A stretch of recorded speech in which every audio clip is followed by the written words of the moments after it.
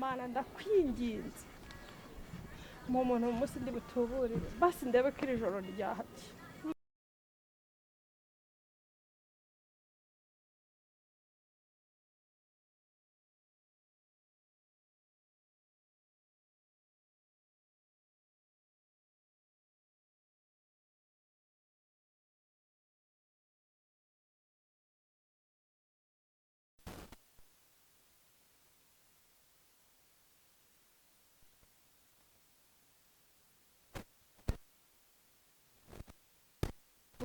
biragenda gute koko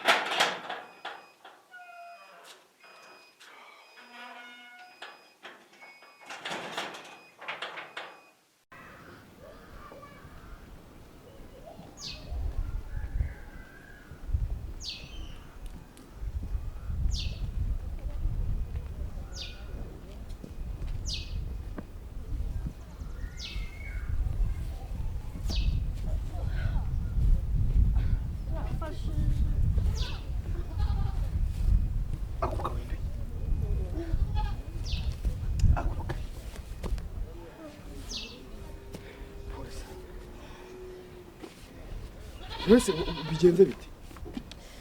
ndatsikiye Cyane ari kuri telefone mbona wiwe. Mwenye ushobora kubigiza akabaza ariko ko byagenda kose. munyamvunitse Hano ni wanje naguha amazi yo gukaraba. yego muramukoze Ugiye gusenga? Okay, ngwino amazi ukaraba. navunitse umfashe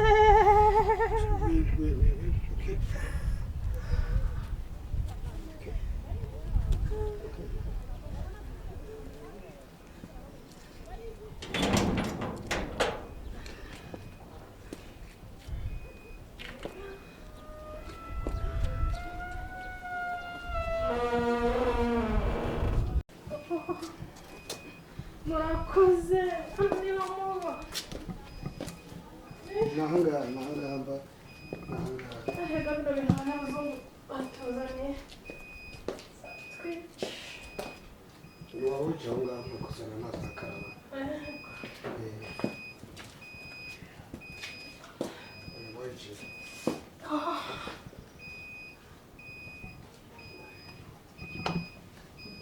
kokora inkweto yanjye umunsi irayagaruza amazi yo kunywa asa amazi umuntu yavoma na hariya muri ruhurura amazi ngo kunywa no gukaraba nkeneye gukaraba se banguka vuba ahubwo wowe nakubonye ufite n'impuhwe ndagukokora ngira ubwoba ngo navunitse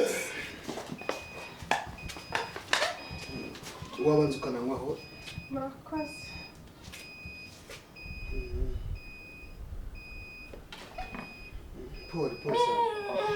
Pole sana. Ngaho karaba sukira ukarabi.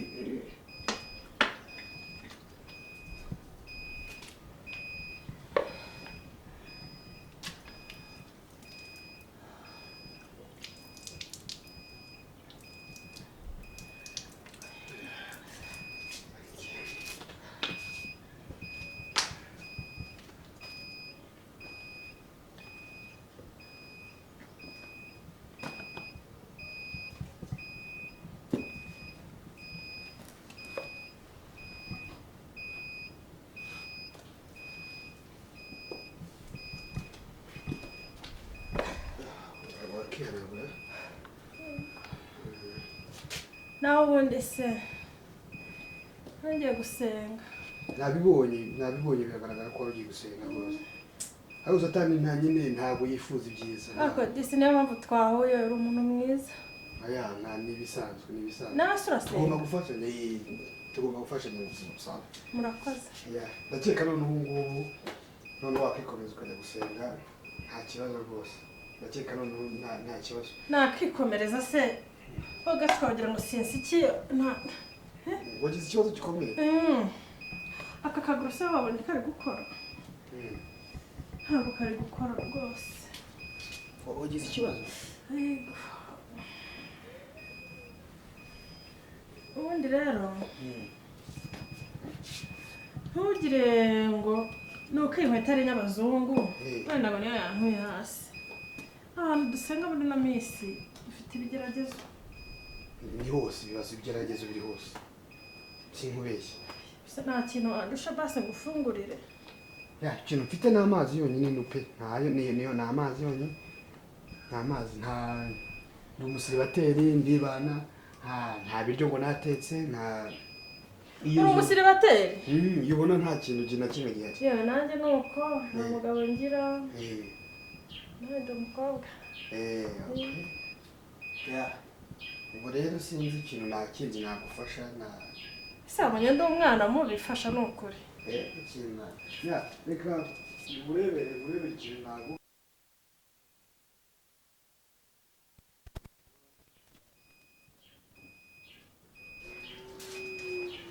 ayo mazi nayaguze ejo uko byagenda wakitwaza agashobora kugufasha.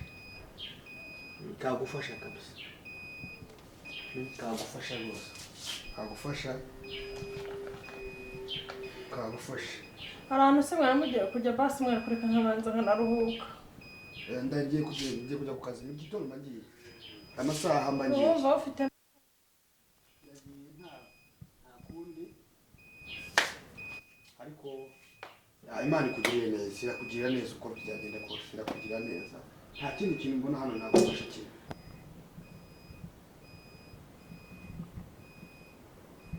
rero nubwo uri kwihuta wagira ngo nawe Imana yari yantumyeho.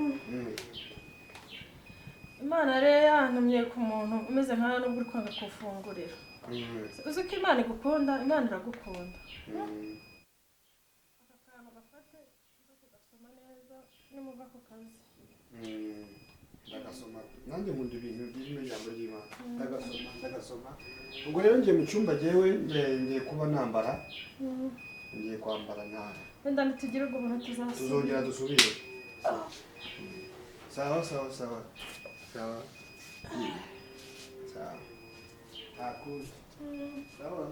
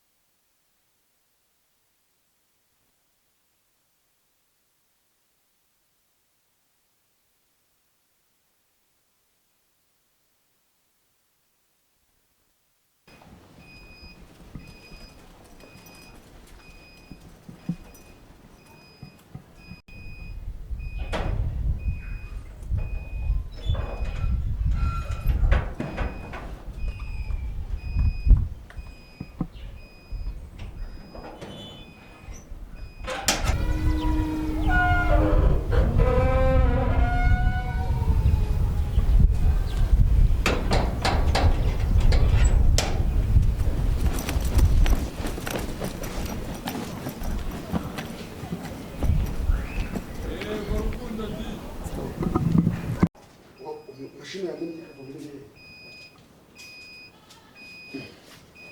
reka barakora iki gihe none hano hari mashini atwaye telefone yanjye atwaye ibintu byose asize ijambo ry'Imana n'amazi nari muhaye ariko agize ibyago reka nitwarire Bibiliya agize ibyago namufata yabibona